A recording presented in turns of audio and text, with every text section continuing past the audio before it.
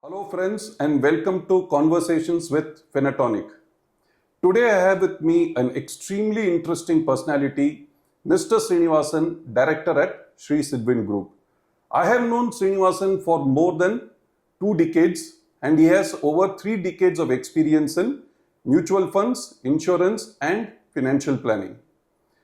I have always benefited from every interaction with Mr. Srinivasan, coming out wiser and richer with every conversation with him.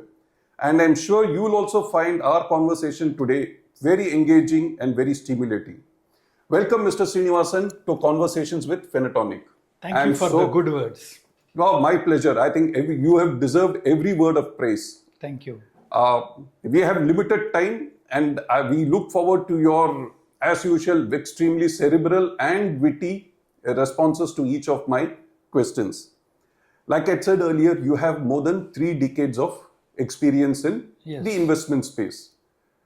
Now, if you were to look forward to the next 3 decades, how do you think the investment landscape is going to evolve? Investment landscape means products, investors, everything will evolve over the next 3 decades in our country. Thanks for the opportunity. I can break that into two factors. There will be something constant for the next 3 decades.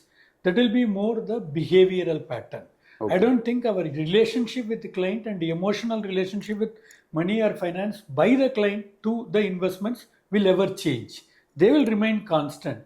What will change is the compliances, the regulations, the social media requirements, the knowledge, the information, that we should be always ahead of the client and we should understand that properly, in which case we will be doing far superior than others.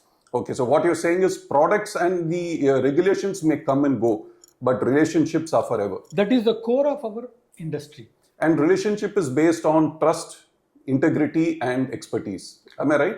Actually, they are all the pillars of the relationship, but the more you go as understanding a client, understanding his requirement. Because my personal feeling is there is no product in financial field which is good or bad, as long as it suits the profile of the client. Correct. So you understand the client, you understand his profile, you understand his risk nature, and then offer something which gives him peace of mind as well as able to meet his goal. So that is what the relationship is going to do for you. And Super. It will keep you always with you. Can't agree more. I totally second that. You're also a keen student of the business. You keep reading a lot of books. You have held so many sessions at the COFP. Investor and behavior and behavioral finance, I know, is something that interests you.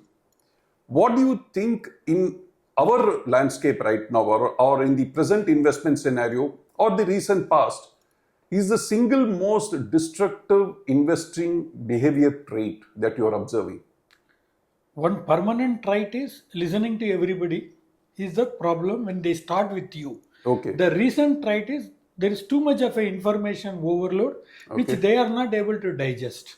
Okay. The fact remains that from the beginning of the relationship, you show him, tell him, prove him that you are superior than him in knowledge or than any of the fin influencers, and you are really working for them, not for others, and you are answerable to him compared to any other fin influencer. Okay. You establish that. The problem is basically he will read everywhere, he will do Google, there is so much of information coming, he will start coming and showing it to you and ask your opinion, then it will be a never-ending story. You can tell him that I know more than what they are telling, I understand more than what they are telling, but please listen to me, I will do what is essential for you and we will take care of you. Once that assurance is given and in the behavior the trust is formed and the relationship established, that's it. Correct. I think that's absolutely true. I mean, you need a non-distracted and focused investor at the end of it. True. Just one last question, Srinivasan. You have onboarded your next gen into this business. Okay. In fact, you have been one of the pioneers in this. What is the, flight path that you have given, or, the navigation that you are doing for your next gen in this business? The problem I see from most of my friends is convincing the next gen to come into our profession. The primary requirement is if I have a confidence in my profession, then I can definitely bring my children. That is the first requirement from our side, that we need to have a confidence. Second, don't expect them to do what you have done. Just Correct. give them the concept. Their world is different. Their understanding is different. Their future is different. Provide them the enough sufficient data, the technology, knowledge, and all of the required things to understand the profession. Allow them to handle the way they want. They will do far superior than what you and me are expecting. So therefore, we don't have to tell them every day sitting and do this, or see me and do what I am doing. Probably we will be doing something which may not be also right, but nobody would have told us. When they are coming and trying to do on their own pattern, with their own clients, with Gen Z again is going to be different. For them, I'm an old uncle, so it will not matter. So allow them to deal with their people in their wavelength, understand what is happening. They have a superior knowledge than us. What we have is the experience. You pass on that experience to them, they will do far better than us. Absolutely. Fantastic. Well put, Mr. Srinivasan. Once again, thank you very, very much for joining us at Conversations with Finatoniq. Thank you. Deeply appreciate your time. Thank you. The Thank last you, one, everyone. the last one which I would like to continue there. When both our children joined our profession, I explained them about the military bench story. Yes, what is it? There was a very, very interesting story. There is a big military place. In between, there is a bench. Two security people guard it all the time. They don't allow anyone to sit there. And it was going on for years. So when a new in charge comes for that, he wants to know why nobody should sit there. So they come and ask the security guys why no one is supposed to sit. The security guy says, I am here for only 1.5 years. I don't know why.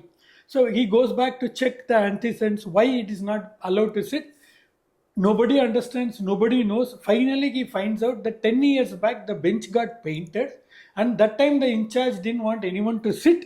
So he called two people to come and stand, ensure nobody sits here. And then he forgot the instruction. He went off.